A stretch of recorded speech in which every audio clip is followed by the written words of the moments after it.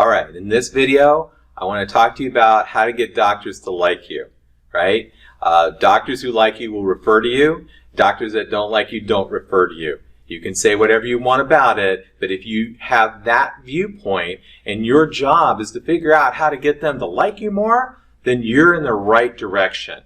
Now, what do we do to do that? Well, first of all, what we want to do is create something that takes away their pain, right? If you take away their pain, they will like you more. If I roll you back to a few videos back where I talk about the 4 reasons that doctors refer, right?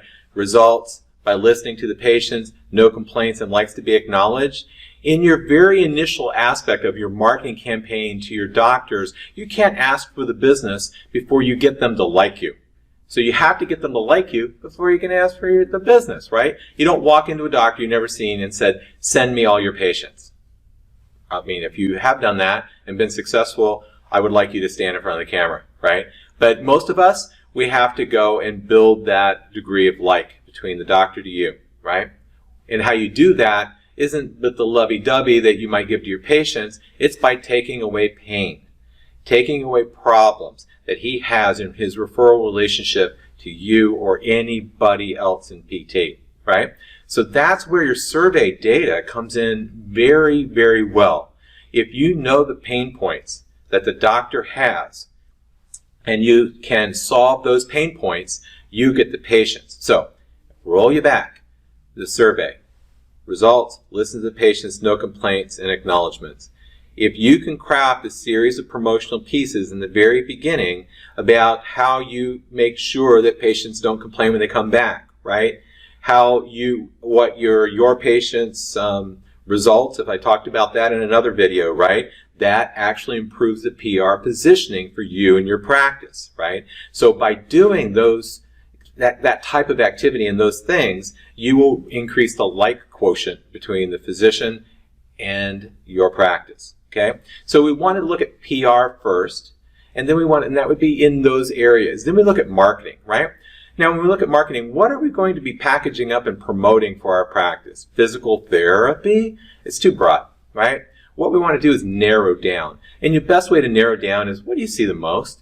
Sometimes it may not be what you like to see, but what do you see the most, right? So again, I said in an earlier video, take a look at what you see the most, and that's what you want to be the best in town in, right? And for most practices, it's going to be back pain. Now you might say, well, everybody does that, right?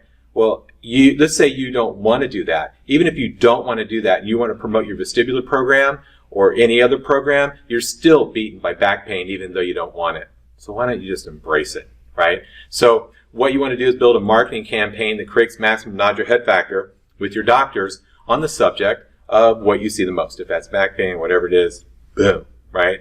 You build a maximum nod your head factor. So you're not there to educate him, throw complicated things in his face that gets him to go, that's BS, I don't buy that for a second, right?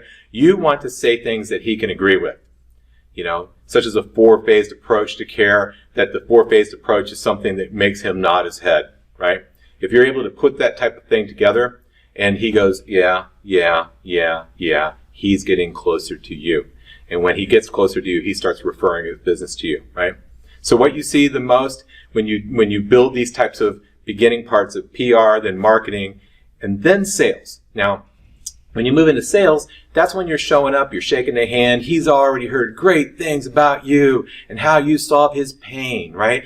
How you're promoting in the marketing phase what you're best known for. And when you show up, he knows who you are. And he's like excited to see you or your representative, right? But what many of us do is we don't do anything to make our results well known. We don't really have a marketing campaign. We just say we're really good at a lot of things, right? You have a list of 40 things that you can deliver, right? Jack of all trade, master of none. We've all heard that one, right? So then you show up. You get in front of the doctor, and what you're doing in the sales process is now you're providing marketing material and PR material. And so when you're sitting in front of the doctor, shaking his or her hand and trying to walk out with a patient, and he says, well, tell me a little bit about your practice. Great. Now you start talking about what you're good at.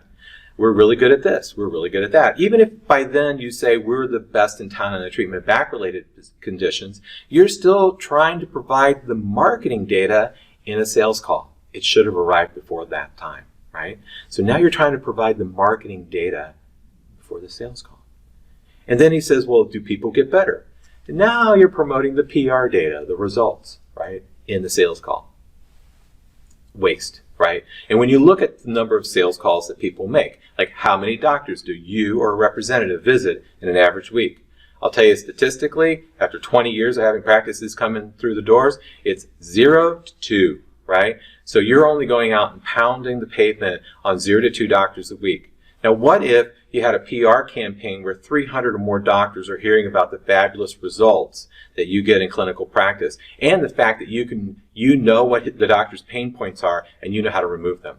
From there, you move into a marketing approach that lays out precisely how to make your practice well known and well thought of in the treatment of what you see the most, and how to create a four-phased approach that creates maximum nod-your-head factor and agreement, right? And then you show up.